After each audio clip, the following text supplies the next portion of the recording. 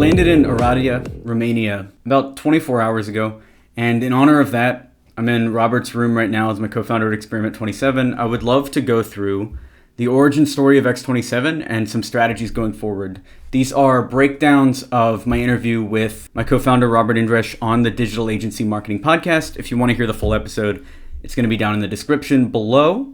Otherwise, this is the best of, so let's jump into it. The first thing we talked about was how the two co-founders of Experiment 27, me and Robert, met in 2015. How did we meet? We met 2 years ago, 2015. I was doing freelance work and we started working. I started writing articles, content, etc. for you. And then basically afterwards, you invited me to X27. I started doing work there. And I think, I don't know, how much was it? 6 months in, something like that. After like 6 months, you said that I might have a chance as a co-founder. So basically that was very, very nice. If I remember correctly, there was a period, I don't know how much, like 3 months, 4 months, in which I had to deal with most of production, most of everything that was happening. And after that, you decided to take an even more serious step in the company. And that's when we both started kicking off. Yeah, I was trying to outsource everything while I was working full-time at Inspire Beats, and that just was not working out. Number two is, what mindset shifts did X27 go through? I think one of the biggest mind shifts was committing. When we started out, we were both, Experiment 27 was like a side thing. So it was a side project. We both had other things. And then as we started working more and more, we started committing. And the moment we both committed, it went much better. As in, we started keeping each other accountable every week. Actually, I think it was 2 or 3 times a week. So that was very good. And then when we started scaling up, the reason we did that is because we realized that we have too much work. So literally both of us were overworked. And then we said, okay, yeah, let's start bringing some more people in. And then little by little, I don't know, we have like 10 people now or more. I think proximity and what you see in your horizon right now dictates a lot of what you're going to do. So for example, at that point in time, our obvious next step was to grow X27 and not invest in anything else. Because if you remember, every dollar we would invest would literally, I think, double or triple the next month. So we would always get the marketing dollar back. Yeah, it was like 2.4 times. Yeah, exactly. So I still remember that because our accountants were like super proud. They said that was the most they've seen.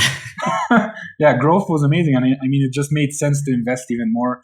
Number 3 is, how did we manage to keep clients for longer? I think the biggest mindset with regards to how fast companies churn is what we sell them at the beginning. Because if you remember, including last year, I think almost all year and maybe a bit of this year, but I can't remember. Basically, we're always selling 3-month contract. And it's just a natural step, especially in marketing. You can't really get amazing results in 3 months. You can get results, but when people see that, I don't know, you brought them, well, let's say a 10x increase of their marketing dollar. They say, oh, I know this other agency that promised 20x, right, in the same amount of time. Well, I know you remember we had an example of a client that decided to go with someone else and then 6 months after hired us again. So it's about to sign again. He hired his friend to do all the sales for his company. And then now his friend is like, he burned him. He wasn't good. Fired.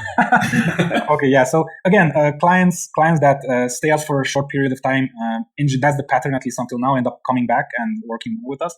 But basically the major mind shift here was selling differently. So right now we are not selling 3-month engagements anymore. We sell year-long contracts up to 3 years. We actually have, I think, something in the pipeline for 3 years, if I remember correctly.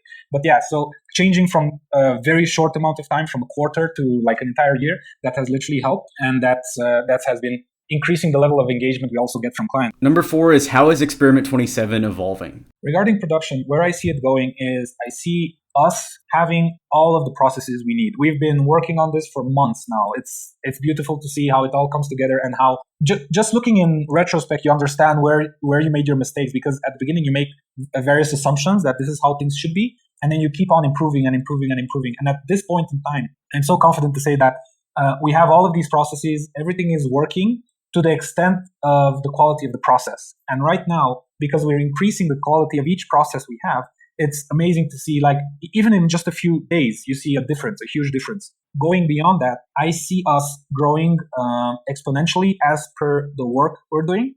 Because every single client, again, as I said in the beginning, is a year-long to 3-year-long contract, and all of them are serious about marketing. We don't have people anymore that come, hey, I want to put $2,000 for 3 months and that's it. No, that's BS. If you really want to grow your company and you're making hundreds of thousands of dollars, don't be a cheapskate. Come on, you need to invest.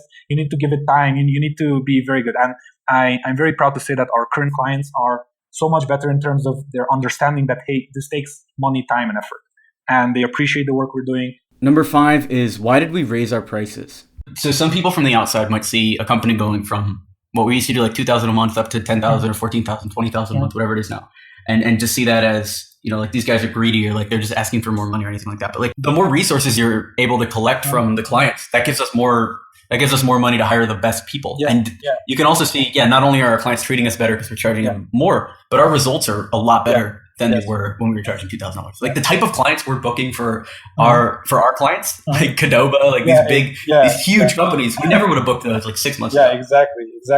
Well, just imagine like some of the case studies. I mean, what we've brought clients in terms of like, I don't know, McDonald's or Morgan Stanley. It's amazing to see them react when they send over an email. I say, I can't believe you guys put us in touch with those. That's amazing, right?